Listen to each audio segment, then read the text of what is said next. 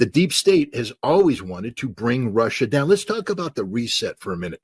You know who the genius was who came up with the reset? His name is Michael McFaul. At the time, Michael McFaul was the Russia desk guy at the National Security Council. He was brought in out of Stanford by Obama to be his Russia guy. Michael McFaul is not a Russian expert.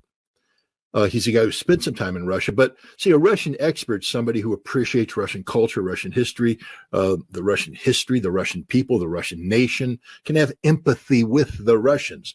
Michael McFaul was a Russian exploiter.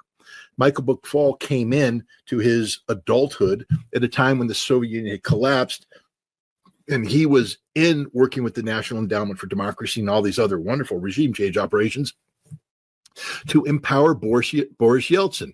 Michael McFaul is one of the people that created the policies that the Charge d'Affaires, Mary, wrote about in his 1994 long telegram, the second long telegram, where he said, what we're doing isn't promoting democracy. We're actually destroying democracy and the potential democracy in Russia for our short-term economic and political objectives.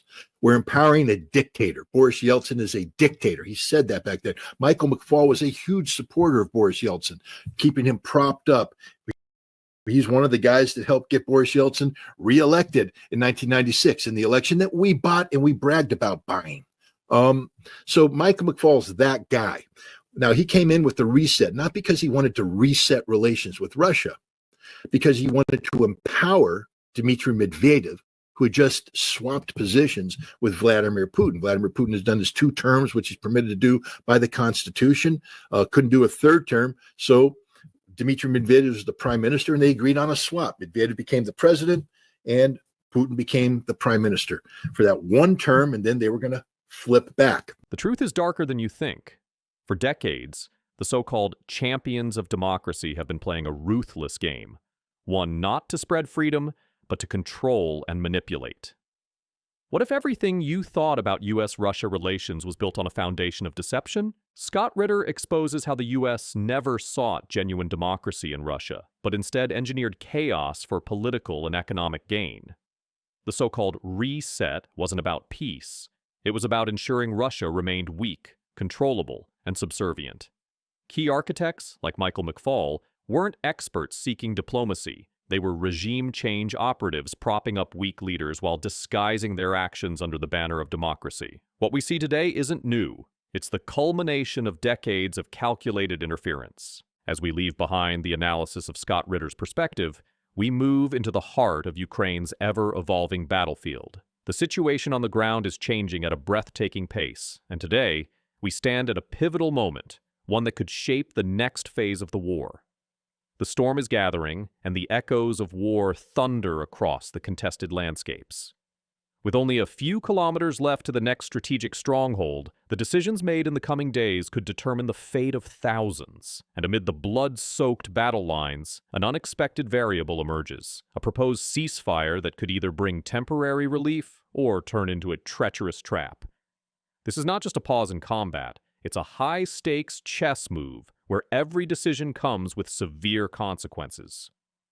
Let's dive deep into this moment of thunder, uncertainty, and deception. The 12th of March, 2025 will be remembered as a defining day in the war between Ukraine and Russia. 2 key developments have surfaced, one on the battlefield and one in the political arena. On one hand, we have the relentless Russian advance in Sudzha, where Ukrainian forces are barely holding on. On the other, a 30-day ceasefire proposed by the United States threatens to shift the entire momentum of the war. But is this ceasefire truly a diplomatic breakthrough, or is it a Trojan horse designed to trap one side into a vulnerable position? The battle for Sudzha has reached its most critical phase.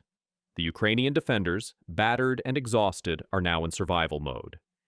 The brutal reality is that as of the 12th of March, Russian forces have secured approximately 70% of the Sudzha region, with the city itself having completely fallen into Russian hands. The remaining Ukrainian units have been pushed to the northwest, desperately trying to regroup in the settlements of Goncharova and Zenka. But what's unfolding is more than just a territorial loss. It's a humanitarian and military disaster for Ukraine.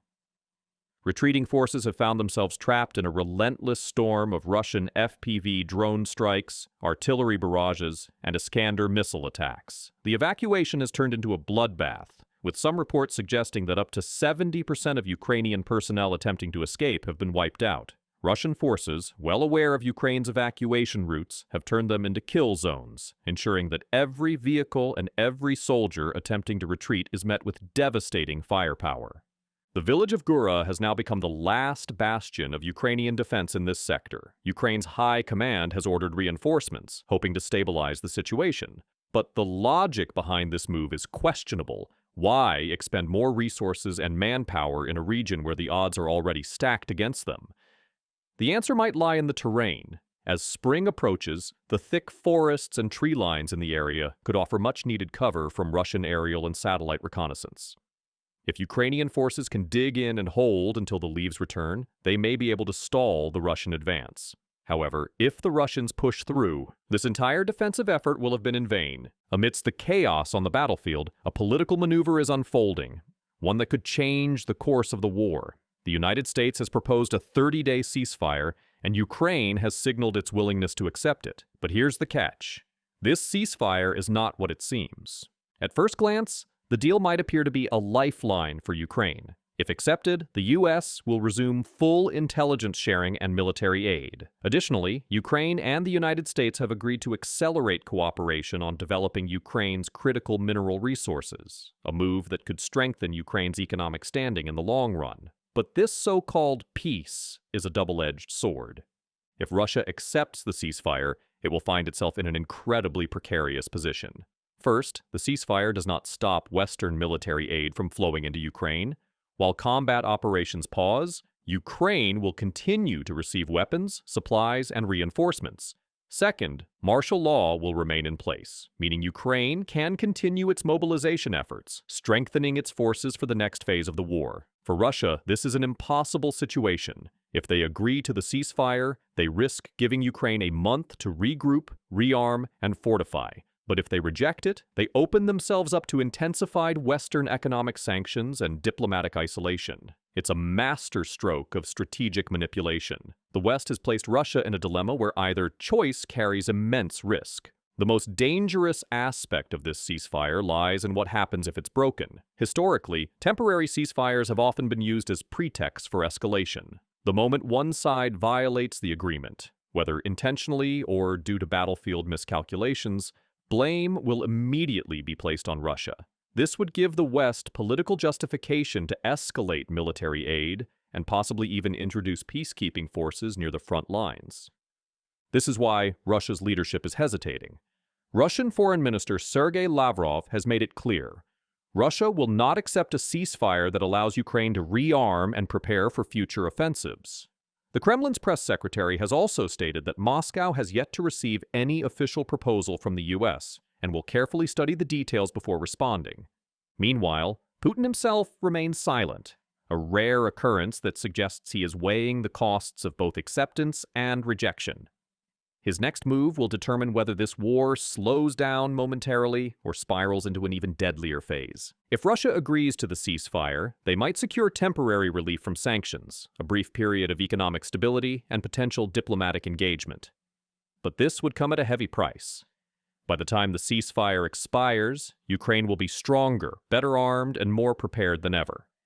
If they refuse, they risk immediate economic punishment and a renewed push by Ukraine and its Western allies. Ukraine, on the other hand, will use every moment of these 30 days to reinforce its defenses, replenish its stockpiles, and prepare for the next major offensive.